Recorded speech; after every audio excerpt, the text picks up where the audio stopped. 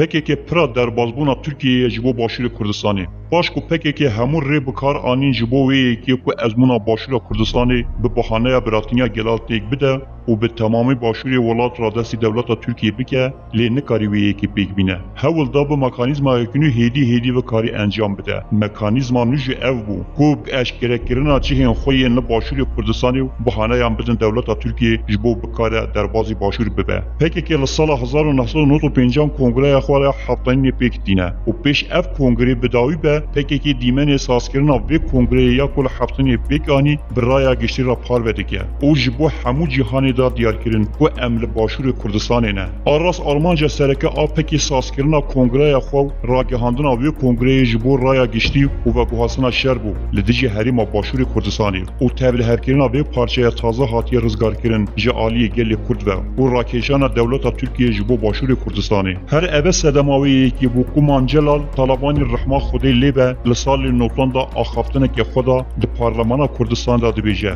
Hebûna PKK li Başûrê Kurdistanê bi taybetî li navçeyên sînorî digel Tirkiyê da ji bo şikestin pêanîna ezmûna Başûrê Kurdistanê û şikestin pêanîna parleman û hikûmeta herêma Kurdistanê ye ku bi fitneya dewletên dijmin tê encam dayîn ji bo têkdana wê demokrasiyê tê ya ku niha li Başûrê Kurdistanê tê peyrav kirin. Mamcelal di berdewamiya axaftina xwe ya li parlemanê Kurdistan da dibêje. Ez ê çendîn mînaka bahs bikim ku PKK dixwaze Başûr têk bide. Ew dibêje PKK'yê li Sûriye hene û li Îranê û hinek jî navçeyên din jî hene. Lê belê li tu navçeyan da xwe eşkere nakin û hebûna xwe di wan navçeyan da red dikin. Lê belê ji bo Başûrê Kurdistanê ragihandinên dewleta Tirka dînin û jê ra dibêjin fermon em li herêmê da li Biradost, Nêrwa û Rêkan û Zaxo û hemû Başûrê Kurdistanê de hene ji bo ku ev rojnamavane wêneyên wan bibin û di rojnama û kovarên xwe da parve bikin û dibêjin fermon li Başûrê Kurdistanê binêrin, li hikûmet û saziyên wê binêrin ku rê didin PKK di nava xaka wan de xwe amade dikin û êrişî ser leşkerê Tirkiyê dikin û leşkerê me dikujin. Baş Kongreya PKK li sala 1995 da Mustafa Karasu di axaftinekê xwe da awayekî nerast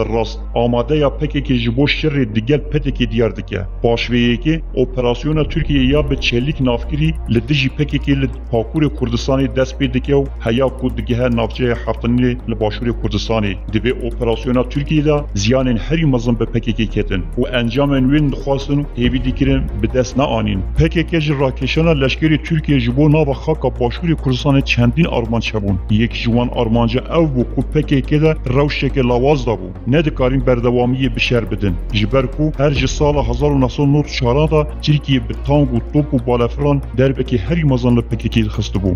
Gundên sînorî hatibûn valakirin û PKK imkanên destxistina xwarin û lojîstikê nemabûn. PKK her tim hebûna xwe li ser şer û xwîna şehîdan ava kiriye. Ger şehîd û cesedên ciwanên Kurd nebin, PKK nikare bi çi awayî propagandayên jî xwe rabike. Ger li Bakurê Kurdistanê şer û şehîd tu nebin, pêdivî dike li Başûrê Kurdistanê şer û şehîd hebin. PKK şer bi PKK firoşt, lê belê wiha de xuya kirin ku PKK alîkarî dijmin e. Niha jî PKK bi wan propagandayên kar dike. Li navçeya Behdînan û Biradosta wan şerên ku têne encam dayîn heman propagandayên dikin. PKK qada şer ji Bakurê veguhasiya Başûrê Kurdistanê. PKK tenê bi wê yekê razî nabe û hinek bahaneyên din durust dike ji bo ku leşkerê Tirka operasyonên xwe li Başûrê Kurdistanê pêş bixe û berfireh bike.